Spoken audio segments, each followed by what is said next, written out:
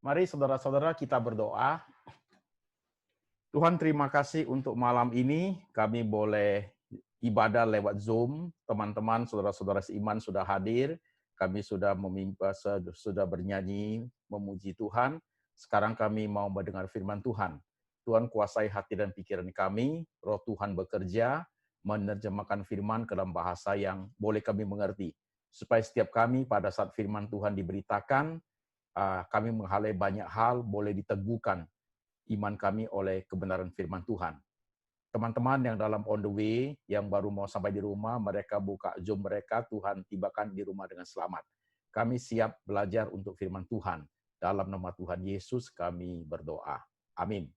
Shalom saudara-saudara sekalian, nama saya Pendeta Antoni Chang. Seingat saya, ini baru pertama kali saya melayani PD Victory. Jadi senang sekali bisa melayani saudara-saudara sekalian. Saudara ada di beberapa kota, saudaraku ya. Kalau tidak salah ada di Surabaya, ada di Bali, ada di Jakarta, ada satu lagi di mana saudaraku, Surabaya, Bali, Jakarta, ada satu tempat lagi. Baik saudara-saudara sekalian dan juga di tempat-tempat yang lain yang mereka memakai ID Zoom, saudaraku. Baik, saudara, tema hari ini, ketika Tuhan tidak seperti yang aku harapkan.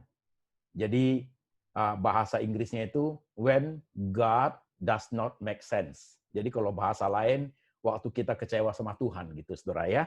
Baik, kita baca firman Tuhan lebih dahulu. Firman Tuhan hari ini kita ambil dari 2 Korintus 12. Firman Tuhan kita ambil dari 2 Korintus 12 ayat 7 sampai 10. Saya akan bacakan, jemaat mendengar dengan teliti. 2 Korintus 12 saudaraku adalah bercerita tentang Paulus, saudaraku. Tentang Paulus yang ada mengalami duri dalam daging. Jadi ayat ke-7 bunyinya seperti ini. Dan supaya aku jangan meninggikan diri karena penyataan-penyataan luar biasa itu, maka aku diberi suatu duri di dalam dagingku, yaitu seorang utusan iblis untuk mengocoh aku, supaya aku jangan meninggikan diri. Tentang hal itu aku sudah 3 kali berseru kepada Tuhan, supaya utusan iblis itu mundur daripadaku.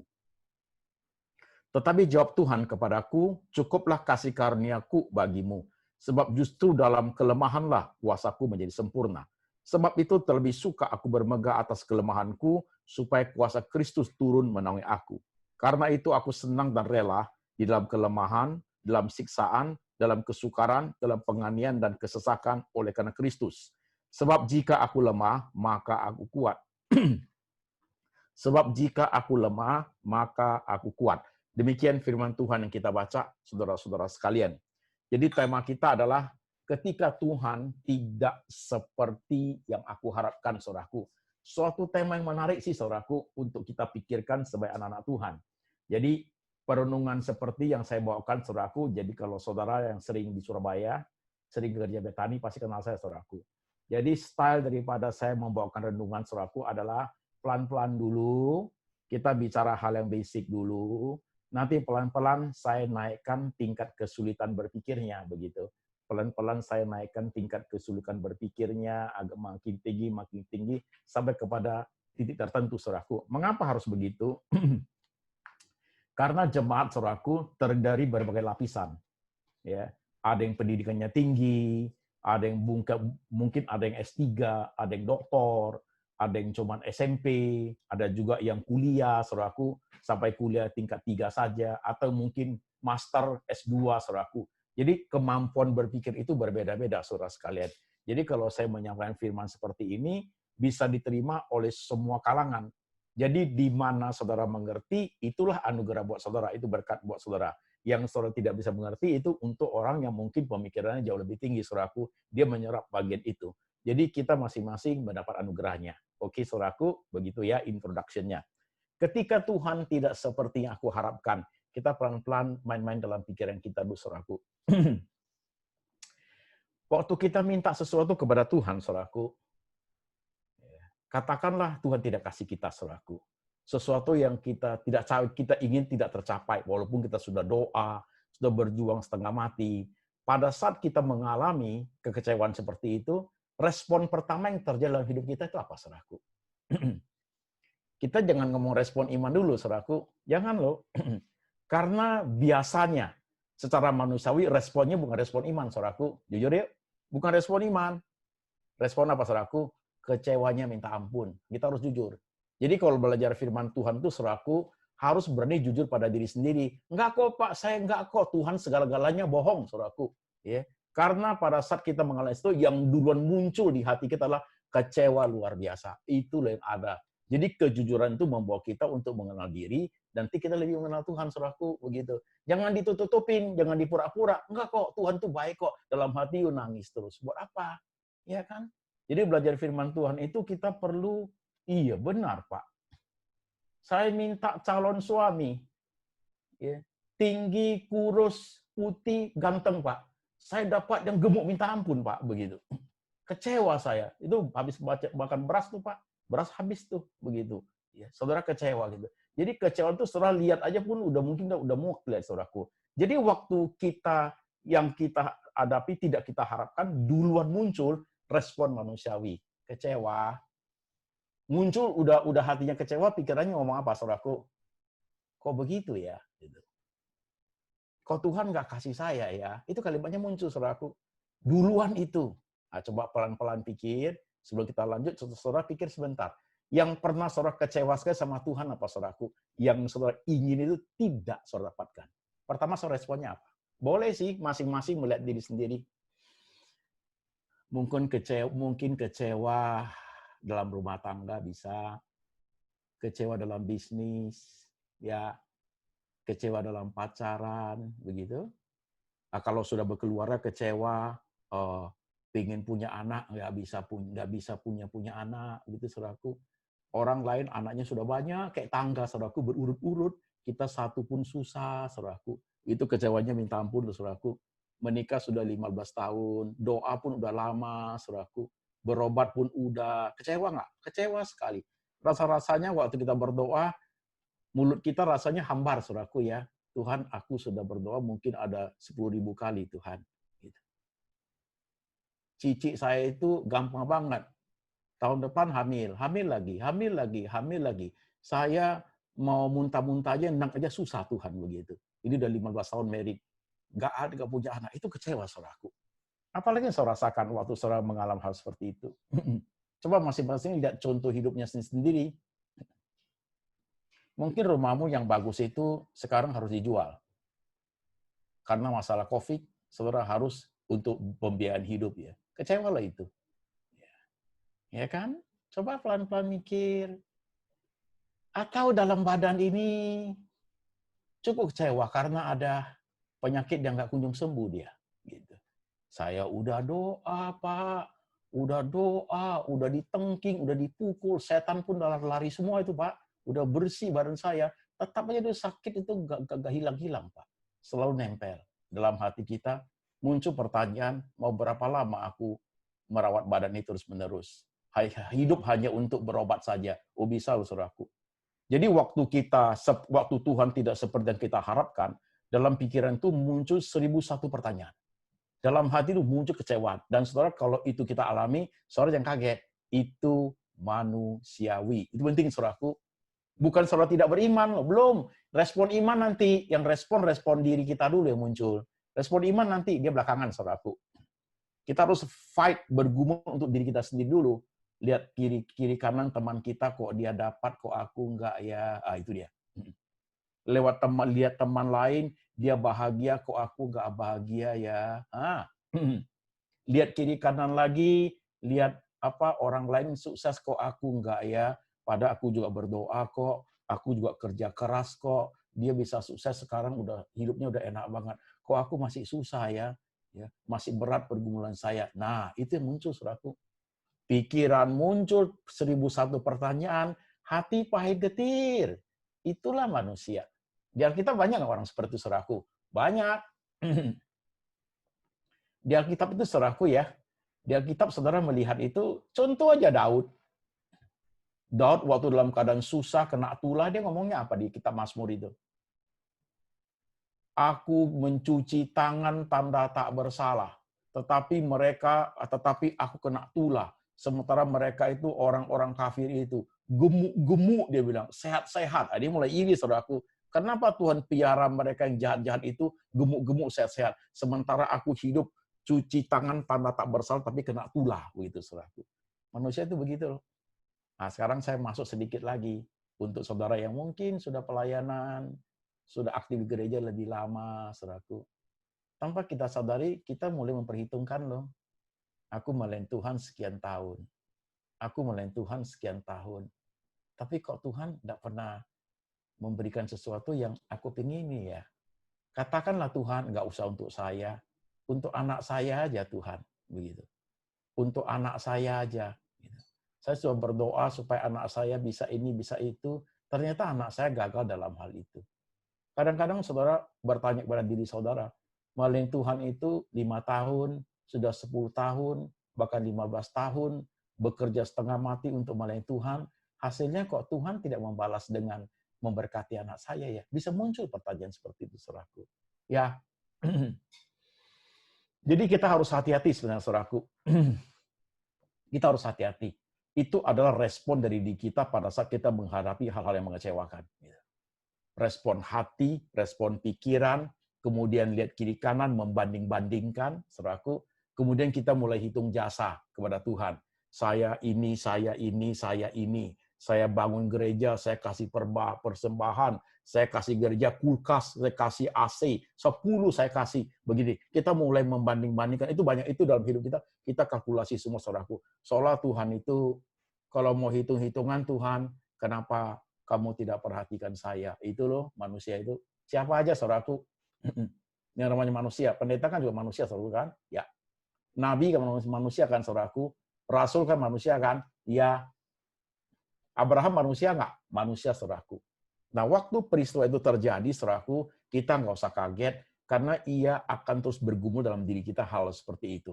Tapi yang jauh lebih penting dari pergumulan seperti itu yang ada di pikiran hati kita, perlu diresponi. Respon kedua adalah respon iman kita, saudaraku. Respon iman kita. Waktu respon iman kita muncul, saudaraku, apa yang kita tanyakan? Nah, kita berhenti sebentar di sini, kita lihat Paulus respon imannya. Paulus kan, saudaraku, dia mengatakan ada duri dalam dagingnya. Perikop yang kita baca tadi itu. Duri dalam daging itu istilah, saudaraku. Jadi bukan berarti ada duri ditusuk di daging, bukan. Duri dalam daging itu maksudnya maksudnya Paulus, dia mengalami sesuatu, saudaraku.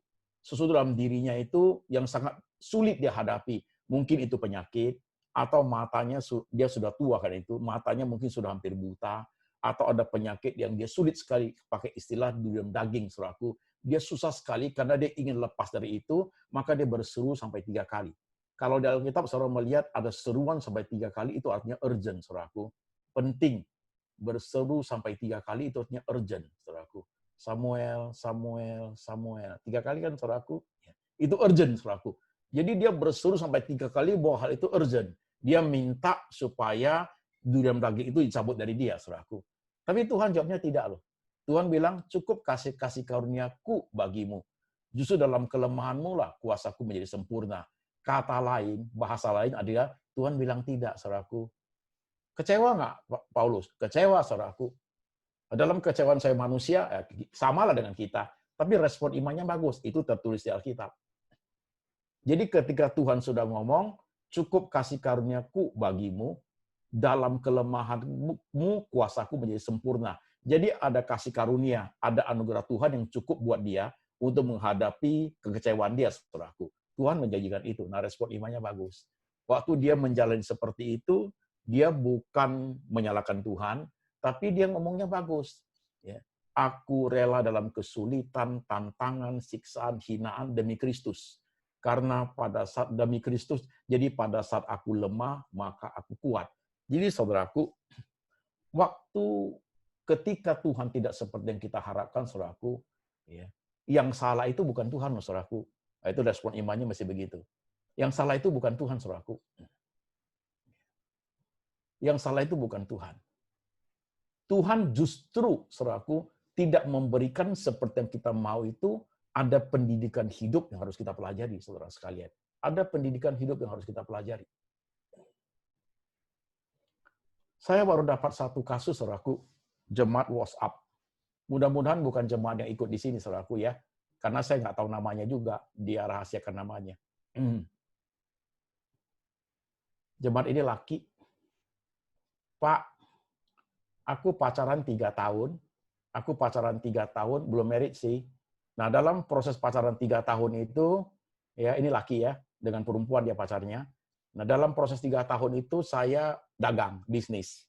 Di tengah-tengah dagang bisnis itu, kemudian bisnisnya jatuh. Karena bisnis jatuh, dia banyak hutang. Jadi, pinjam sana, pinjam sini, bayar hutang. Makin lama, makin banyak hutangnya. Jadi, ditagih orang. Bisa ada tindakan pidana perdata. Sampai tax collector itu datang ke dia. Dia ngomong gitu. Jadi, bisnis saya sudah ambruk, banyak hutang, ditambah lagi pacar saya putuskan saya, Pak. Begitu. Diputus sama pacarnya. Setelah diputusin sama pacarnya, begitu, saya baru tahu, Pak. Rupanya waktu tahun pertama saya pacaran, begitu, ternyata pacar saya sudah punya pria lain, begitu. Jadi dia mempermainkan saya. Saya udah bisnis hancur, banyak hutang, saudaraku. Bisnis hancur, banyak hutang, diputusin, dikhianatin lagi, begitu. Jadi tanya saya harus apa, Pak? Silakan Bapak baca kasus saya terbuka untuk umum, lihat nggak apa-apa. Saya perlu pencerahan. Saya sudah habis bisnis, banyak hutang, terancam penjara, dikejar orang, diputus pacar, dikhianatin lagi, Pak. Ketika Tuhan tidak seperti yang aku harapkan. Apa yang harus dilakukan orang seperti itu? Marah sama Tuhan? Teriak-teriak, respon jiwa pasti nangis, pasti kecewa. Itu udah pasti, saudaraku, ya. Sakit hati udah pasti, saudaraku, begitu. Kadang merasa pasangan tidak setia, udah pasti. Tapi respon iman gimana dong? Harus beda loh, saudaraku. Dia tanya, Pak, saya harus bagaimana menghadapi kasus seperti itu? Jadi jelas sekali tema kita menjadi kontekstual kan? Ketika Tuhan tidak seperti aku harapkan.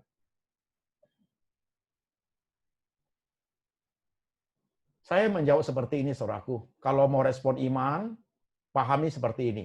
Keadaan yang kamu hadapi itu, pasti Tuhan bukan pihak yang dipersalahkan. Harus begitu belajarnya. Pasti Tuhan bukan di pihak yang salah. Oke? Udah ngerti satu itu, kita lanjut. Begitu. Nah, coba sekarang pikir.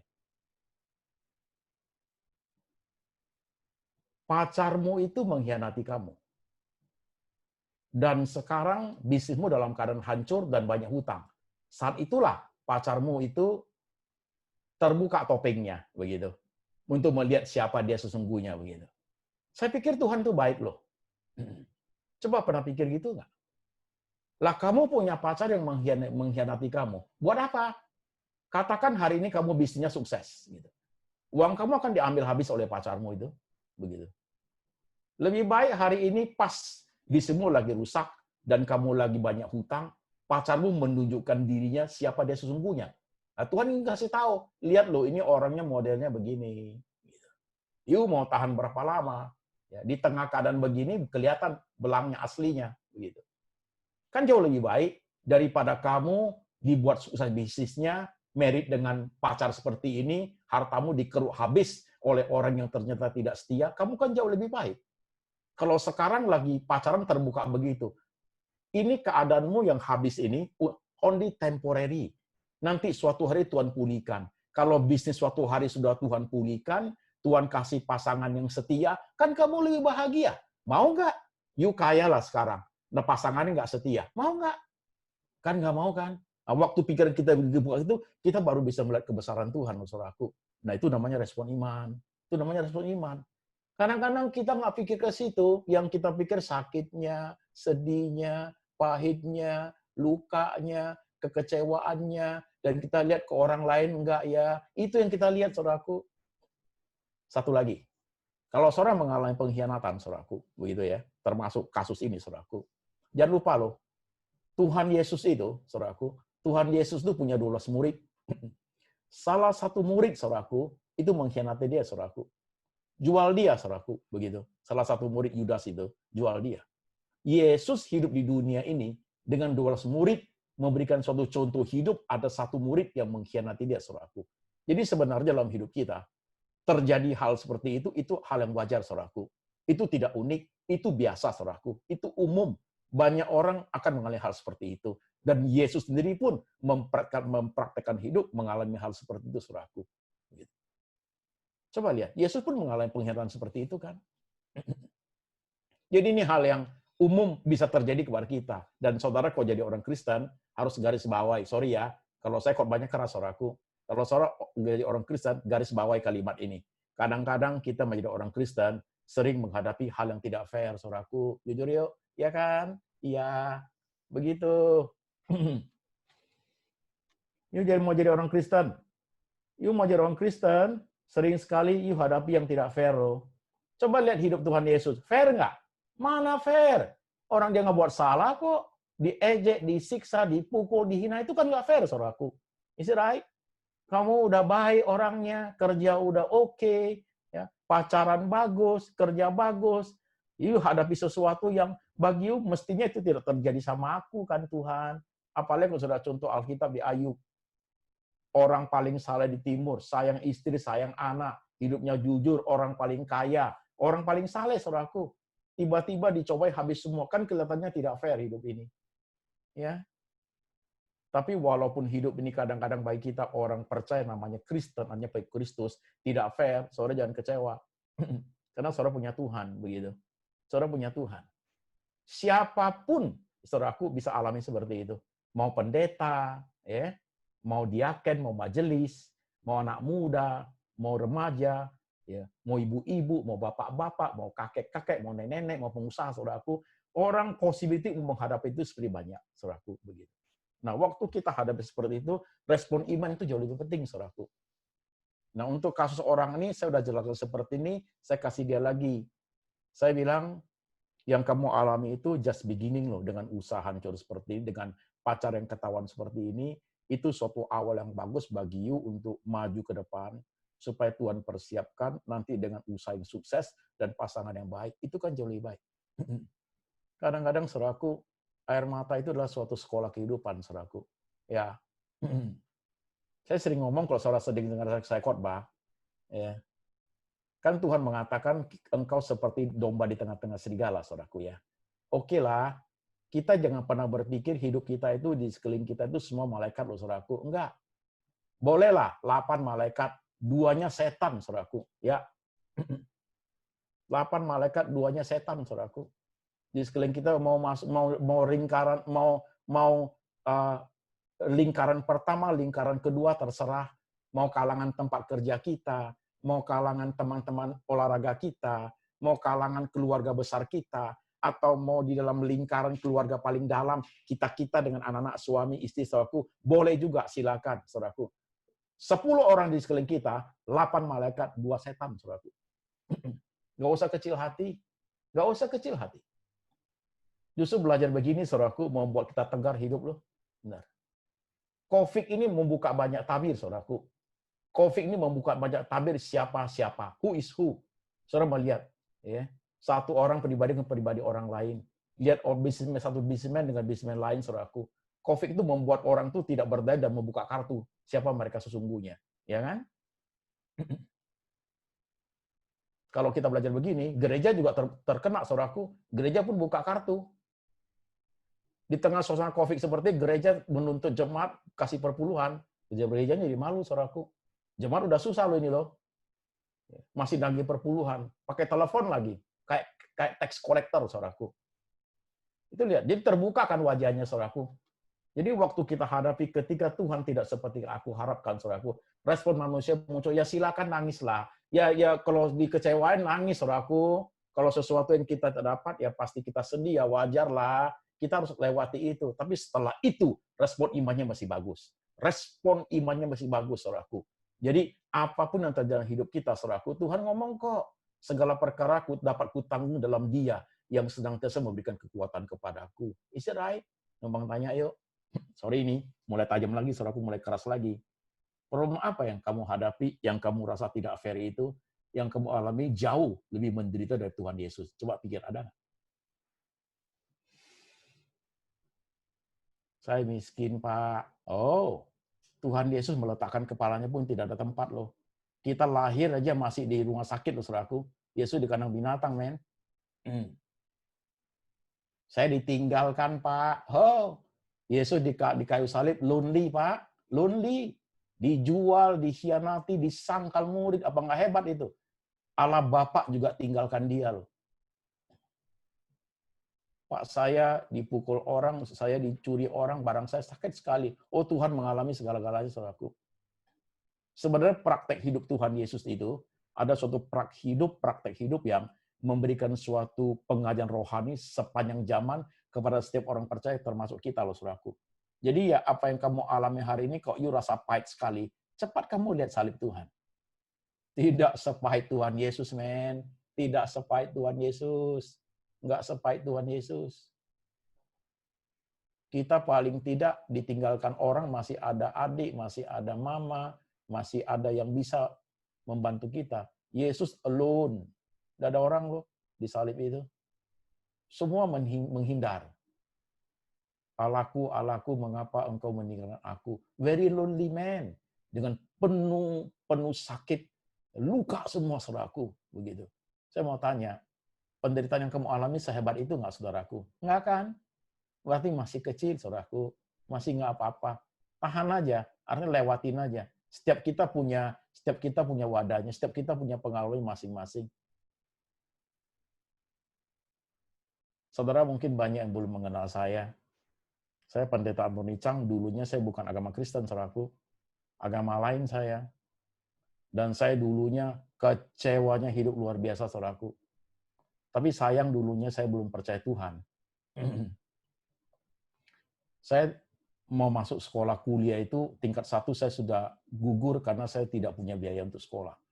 Kecewanya, saudaraku, teman-teman mulai kuliah mereka sampai selesai mereka, sampai membuat saya itu stres, saudaraku. Saya masuk ke depresi. Masuk rumah sakit jiwa, saudaraku. Tinggal rumah sakit jiwa 1 tahun. Sampai depresi akut, kalau saudara nonton di YouTube channel saya, saudaraku. Stres atau depresi aku, itu ada kesaksian saya, saudaraku. Sampai telanjang di jalan, saudaraku. Sudah masuk rumah sakit jiwa. Karena kenapa? Tak bisa terima kenyataan. Terlampau pahit. Tapi waktu itu saya nggak ada Tuhan. Saya nggak punya Tuhan. Hanya punya respon diri manusia aja. Ya habis, saudaraku. Kalau respon manusia aja, tulang pun habis, saudaraku. Remuk redam kita, saudaraku. Jadi tidak makan, tidak tidur, konsentrasi tidak bisa, ya, malam harus makan obat tidur, tiap hari termenung. Ini badan pun menjadi rusak semua, saudaraku. Karena nggak punya Tuhan. Tapi kalau kita punya Tuhan, pergumulannya beda. Air mata memang harus dialirkan. Hati memang sedih, banyak hal harus dialami.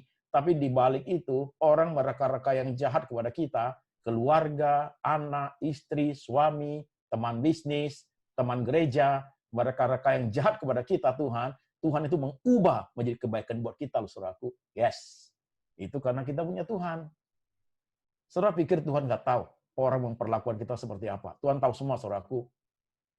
Tapi Tuhan itu Tuhan yang sempurna.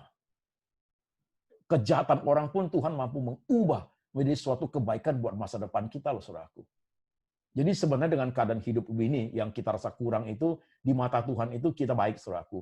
Ada rencana yang Tuhan tidak mau kita seperti itu terus. Tuhan tidak mau kita itu tenggelam terus dalam kepahitan yang larut. Tuhan nggak mau seperti itu. Lebih baik Tuhan singkapkan. Lebih baik Tuhan utarakan. Lebih baik Tuhan open. Lebih baik Tuhan membuka tabir, saudaraku, dalam hidup kita. Sakitnya sebentar, nangisnya sebentar, lukanya sebentar. Katakan setahun, 2 tahun kita lewati. Setelah itu sembuh, kita hidup lebih bahagia. Daripada kita tenggelam di dalam, ya, kayak nana yang terus membusuk sampai puluhan tahun. Tuhan nggak mau kita begitu, saudaraku. Sampai tua. Buat apa? Tuhan nggak mau, Tuhan mau korek itu semua. Lebih baik kita pahit sekarang, saudaraku. Ujung-ujungnya manis loh. Nanti di hari tua kita lebih enak hidup. Iya kan? Tuhan itu sempurna kalau kita bisa melihat cara hidup kita dengan baik. Setiap kita punya pengalamannya masing-masing. Setiap kita punya air matanya masing-masing. Setiap kita punya kekecewaannya masing-masing. Tapi kalau kita bisa menyimak firman Tuhan hari ini, kamu melihat kebesaran Tuhan, saudaraku. Kamu melihat Tuhan sedang bekerja dalam relung air mata kamu. Kamu melihat Tuhan sedang bekerja di tengah jerit hati kamu. Kamu melihat Tuhan sedang bekerja di tengah hal yang kamu merasa tidak fair. Kamu merasa kok begini terjadi sama saya. You merasa kenapa keuangan saya ambruk. Kenapa di COVID ini saya jadi tidak berdaya. Saudara melihat Tuhan sedang bekerja di tengah-tengah semua kemelut yang saudara hadapi. Ya, itulah iman saudaraku. Itulah respon iman yang baik saudara sekalian. Tidak mudah hancur oleh goyangan zaman. Bahkan iman itu dikatakan dalam kitab iman yang mengalahkan dunia saudaraku. Yes. Mestinya kita belajar seperti ini. Maka Paulus kuat sekali bukan? Dia mengatakan, pada saat aku lemah, maka aku kuat. Karena demi Yesus Kristus dia hidup seperti itu. Jadi kalau mau jujur, saudaraku, yang kita alami, yang saudara alami, yang saya alami, apapun bentuknya, saudaraku, ya, itu semua Tuhan sudah tahu, saudaraku. Tuhan tahu. Gitu. Kita tidak tahu, nggak apa-apa. Tapi Tuhan tuh maha tahu. Dia bisa merancang sesuatu yang belum pernah kita pikirkan. Tidak pernah kita pikirkan. Dibawa oleh Tuhan ke area seperti itu yang kita rasa asing bagi kita, tapi justru that is the best for us, saudaraku. Ya, itu kehidupan iman.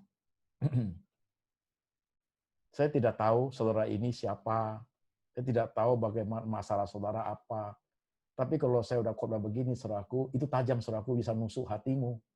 Pas kena itu, saudaraku, pasti kena itu. Kalau saudara kena, itu artinya Tuhan sedang bicara sama saudara. Itu artinya Tuhan itu mau menguatkan saudara. Itu artinya Tuhan itu mau memberikan makan rohani yang kuat supaya saudara itu tabah, bisa melewati bagian itu, dan setelah itu saudara akan melihat sesuatu yang besar yang Tuhan kerjakan. Saya buat ilustrasinya ya. Kalau awan gelap, saudara jangan kabur. Jangan kabur. Saudara, kalau awan gelap, mau hujan, saudara bertahan. Nanti kalau awan gelapnya sudah pergi, masih ada rupanya di balik awan gelap itu ada matahari, saudaraku. Lewat sebentar mataharinya sinarnya sudah turun kepada saudara. Nah, saya kasih satu ilustrasi yang lama, klasik tapi bagus. Waktu hidup kita senang, saudaraku, pernah kan? Hidup enak, gaji enak, badan sehat, keluarga oke, semua oke. Melayani Tuhan, haleluya, senang sekali, saudaraku. Senang, berkat pun banyak, ya. Kita melihat Tuhan Yesus beserta kita. Ibaratnya kita jalan-jalan di pantai, kita melihat ada dua pasang tapak kaki, sepasang saya punya, sepasang Tuhan Yesus punya. Jadi jalan sama-sama, when everything is okay. Is it right? Everything is okay, berkat nggak kurang, senyum terus tiap hari, saudaraku. Lihat di tepi pantai ada dua pasang tapak kaki. Sepasang saya punya, sepasang Tuhan Yesus punya. Tapi jujur yuk, hidup kan tidak selalu seperti itu kan? Langit tidak selalu cerah kan, saudaraku. Kadang-kadang perlu mendung kan? Kadang-kadang gerimis, kadang-kadang harus hujan lebat. Is it right? Nah, waktu hidup tidak seperti yang kita harapkan lagi. Hal-hal terjadi perubahan yang mendadak. Banyak hal yang mengagetkan. Banyak hal yang tak pernah kita pikirkan terjadi. Dan itu menusuk hati, mengurai air mata, saudaraku.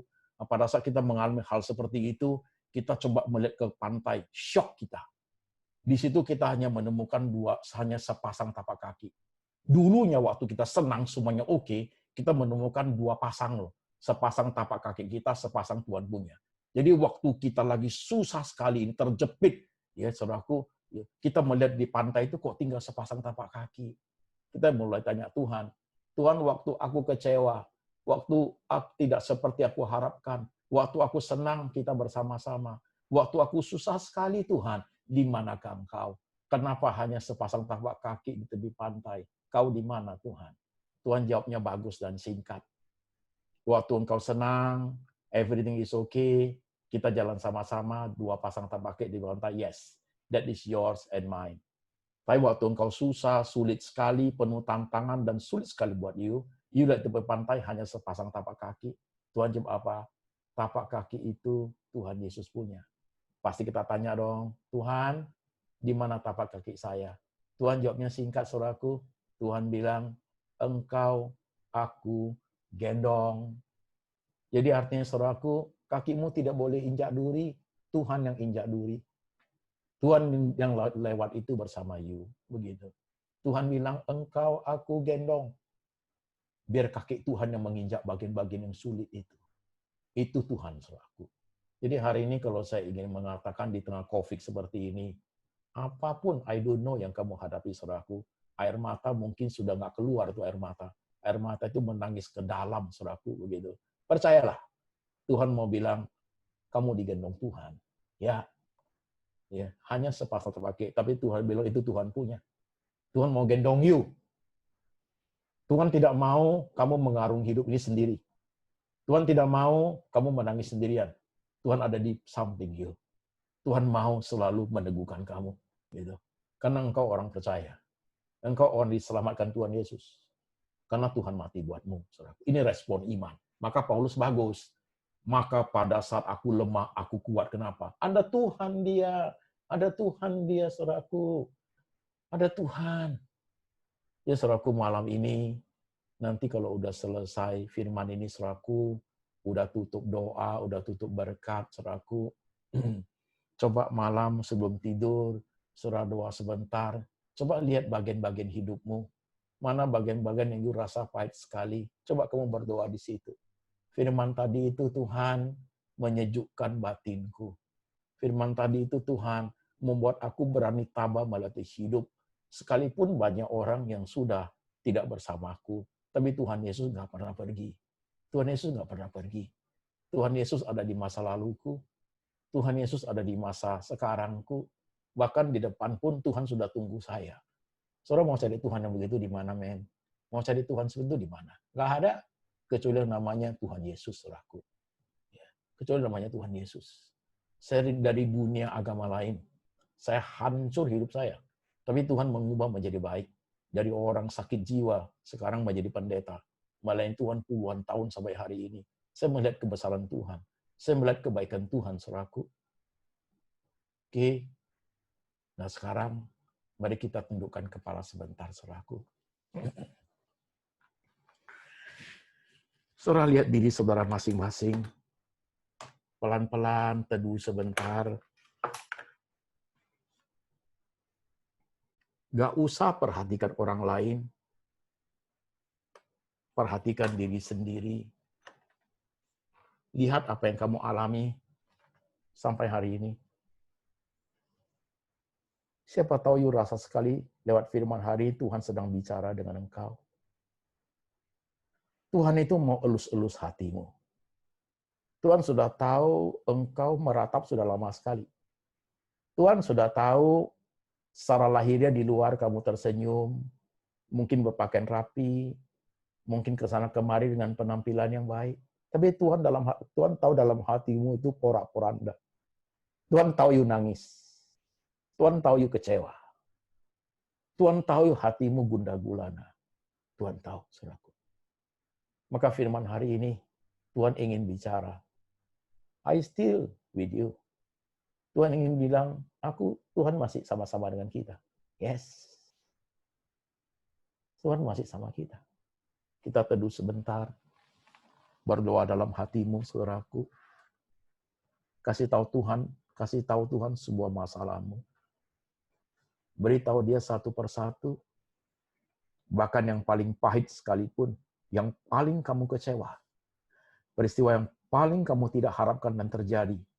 Yuk kasih tahu Tuhan. Yuk utarakan kepada Tuhan dalam hati. Tuhan, saya alami ini, alami ini, alami ini. Yuk beritahu Tuhan. Dan Tuhan adalah pendengar yang setia. Ya. Kasih tahu dia. Dalam 1 menit ini saudara doa sendiri.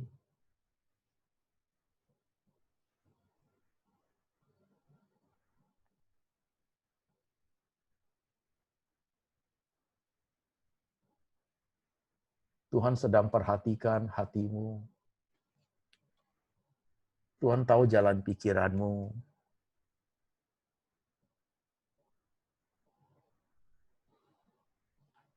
Tuhan sayang kamu.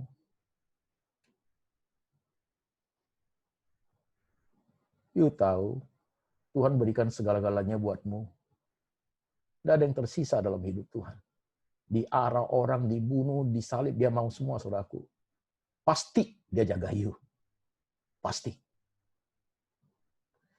Hanya kadang-kadang kita kurang bisa memahami. Karena hidup ini kita merasa terlampau sulit. Tapi punya Tuhan yang sangat hebat.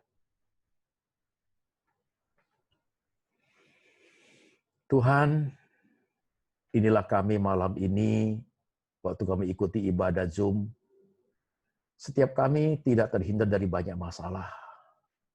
Kadang-kadang ada masalah yang pahit sekali. Masalah-masalah yang tidak pernah kami pikirkan, justru itu yang terjadi. Masalah-masalah yang kami takutkan, justru itu yang terjadi, Tuhan.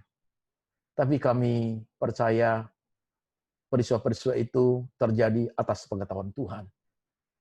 Tuhan, tolong kami supaya kami bisa menyelami, memahami setiap rencana Tuhan lewat hidup yang kami alami, baik kehidupan, pengalaman yang pahit, maupun pengalaman menyenangkan. Kami percaya tangan Tuhan ada di situ. Tangan Tuhan yang sempurna. Tangan Tuhan yang nggak pernah gagal. Tangan Tuhan selalu menciptakan kedamaian dalam hati kami. Yang rencananya selalu baik. Kami akui Tuhan, kadang-kadang rencana kami ke depannya kami nggak tahu, tapi Tuhan tahu. Oleh sebab itu, hidup kami ini kami serahkan ke dalam tangan Tuhan. Untuk dikelola oleh tangan Tuhan sendiri, kami mau ikut saja. Karena dunia terlampau menakutkan. Orang-orang di sekeliling kami tiba-tiba bisa menjadi setan. Orang-orang di sekeliling kami bisa tiba-tiba menjadi serigala. Tapi Tuhan, Engkau tidak pernah berubah. Tuhan Yesus yang dulu, sekarang akan datang, nggak pernah berubah. Kami hanya punya satu pribadi yang kami berani percaya seumur hidup sampai selama-lamanya, yang hatinya, perasaannya, pikirannya tidak pernah berubah, yaitu Tuhan sendiri. Terima kasih kami boleh memiliki Tuhan yang sebesar itu. Terima kasih untuk jemaat Tuhan Yesus. Biar firman hari ini boleh tinggal di setiap hati jemaat. Mereka teguh beriman kepada Engkau.